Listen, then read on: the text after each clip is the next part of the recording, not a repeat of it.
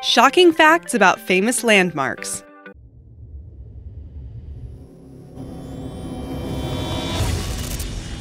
Hey everyone, welcome back to Talltanic. I'm your host, Alexa. Sometimes we get so used to seeing these famous landmarks that we stop paying attention to them. Here are some of the details you might have forgotten. Make sure you subscribe and hit the notifications so you never miss an upload. Eiffel Tower.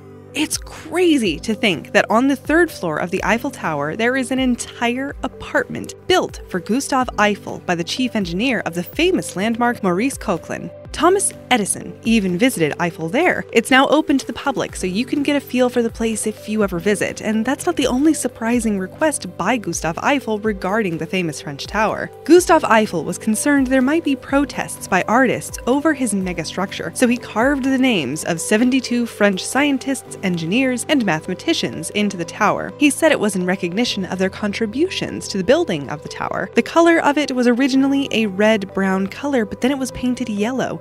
But later, it was discovered that by painting the Eiffel Tower in varying lighter shades the higher you go, it would appear the same color as the sky as the sun sets. So it was then painted in 3 different browns, each slightly lighter as the height increased. There is talk of it returning to the original red-brown color in the next big paint.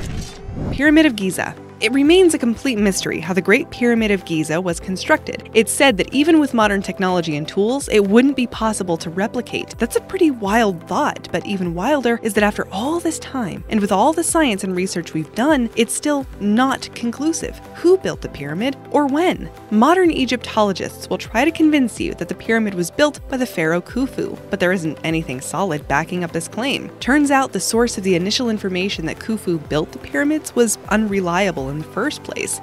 Herodotus was the ancient Greek historian famous for fudging information and outright lies, so why did this guy get any credibility in claiming he knew who built one of the greatest marvels of human development? Who knows?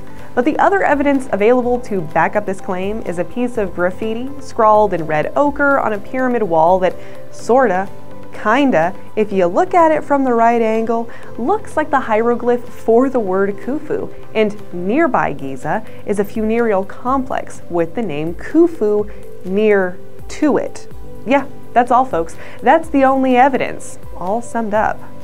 Khufu's own texts refer to repairing the pyramid, which wouldn't make sense for a brand spanking new pyramid to be repaired so soon after. He talks about digging it up from the sand, which sounds more like he uncovered it, perhaps discovered it, but certainly didn't build it. Another pretty big deal in the dating of the Great Pyramid of Giza is that it has saltwater erosion on one side of the pyramid, and seashells and fossils attached to it that date back 12,000 years. This seems to indicate it spent time submerged in water during an intense flood of the Nile region. This wasn't a recent occurrence written about in historical documents.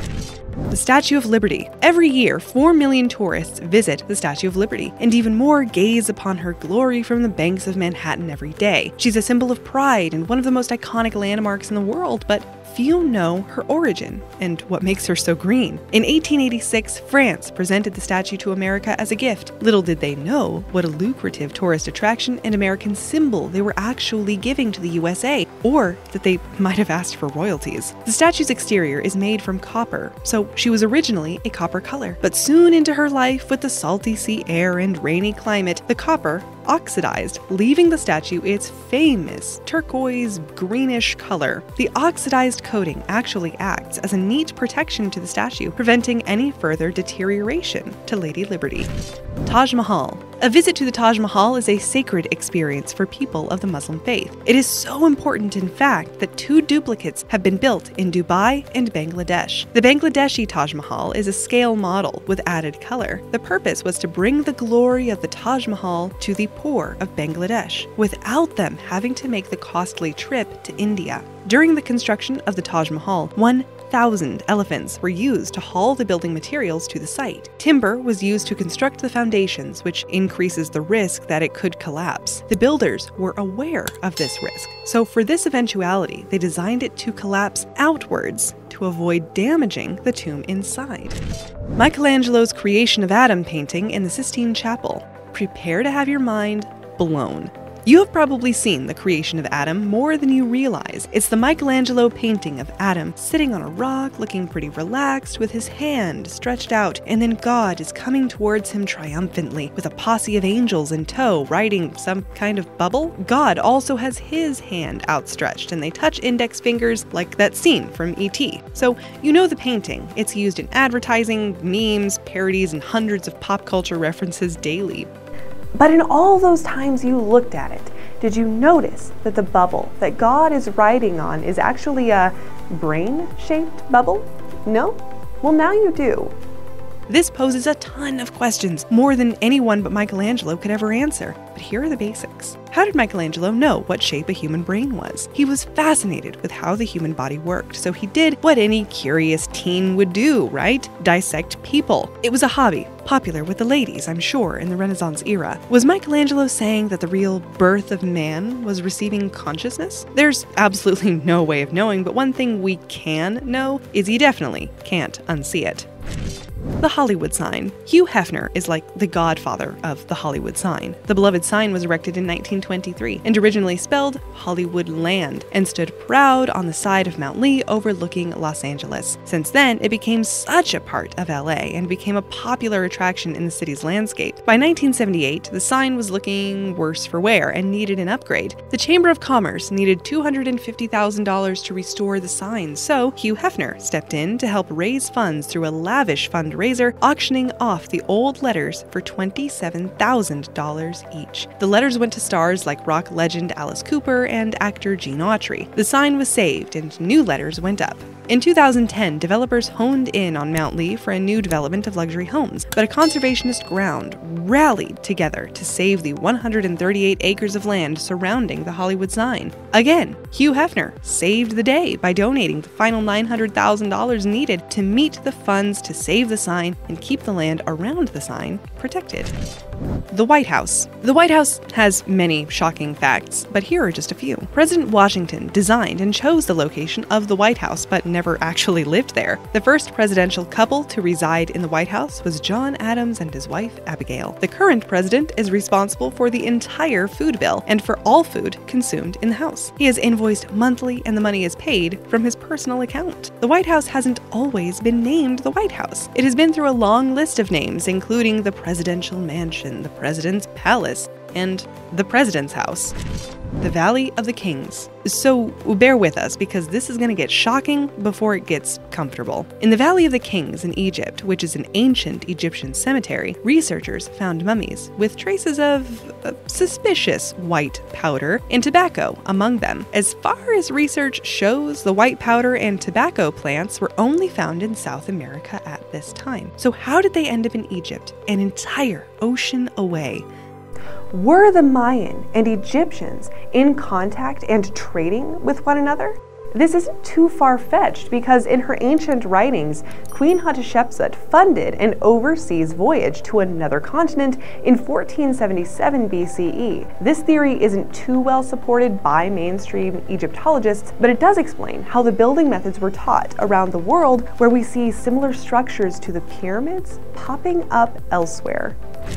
The Liberty Bell. The Liberty Bell was ordered from the Whitechapel Foundry in London in 1751 with the intention of being placed in the tower of the Pennsylvania State House. When the bell arrived, though, it cracked on its first ring. Two local metalworkers, John Stowe and John Pass, were tasked with melting down the original bell to cast the version we know today. The Liberty Bell rang out in its recast glory for 90 years, and then in 1840, a narrow split began to develop. Metalworkers attempted to stop the crack from widening by employing a method called stop drilling to widen the crack, which is known to stop it from cracking more, but instead a second crack developed. This silenced the bell, and it never rang again. No one alive today in the world has ever heard the Liberty Bell ring. The Great Wall of China. In China, the Great Wall of China is not called that. It's known as the Long Wall or Earth Dragon. Cooked sticky rice was used as a grout to hold the bricks together when the wall was being constructed. The wall was constructed to protect the nation against Genghis Khan, but it did the opposite and ended up housing Genghis Khan, who easily breached the wall and took control of various portions of the wall during his reign. The Leaning Tower of Pisa. The Leaning Tower of Pisa originally tilted in a northerly direction, but as the building rose higher, it shifted to the other side, settling to point south. Mussolini put his hand to fixing the tower's tilt. He drilled holes in the base and filled it with cement, but it only made it worse and the tower leaned more. In 2008, more well-researched repairs were put to place to prevent the tower from tilting any further than it already was. These have been successful in resolving the slow lean from increasing. Something that is almost completely overlooked, one might say it's overshadowed by the famous tower's tilt, is what the original purpose of the structure really was. The tower is a bell tower that was constructed for the ominous task of tolling to notify the public of the execution of a traitor. Bust of late Philippine dictator Ferdinand Marcos. A rumor was started that a statue of the face of late Philippine dictator Ferdinand Marcos was destroyed by the previous presidential administration when they took power in 2010. The rumor gained traction on social media, but the allegation was false, and the people behind the destruction have claimed responsibility since. The crime went down in 2002, and it was by way of an explosion set off by the New People's Army, the armed wing of the Communist Party of the Philippines. They publicly took responsibility, so there's no real mystery to it. However, the demolished steel structure does look exceptionally creepy. Have you visited any of these famous landmarks? I would love to see the pyramids of Giza, but let me know in the comments down below. 1. The Washington Monument. In 1854, the Washington Monument began its rise to splendor, and then halfway up the marble column, it stopped. Construction was put on hold when the Washington National Monument Society, ran out of money. 25 years later, the federal government took over the project and completed it in 1884. However, 25 years later, the marble used was not from the same quarry as the first half, so there's a notable difference in color. And to add insult to injury, a third type of marble was used in between the two halves, showing a very obvious halfway mark. So the Washington Monument is actually two-toned.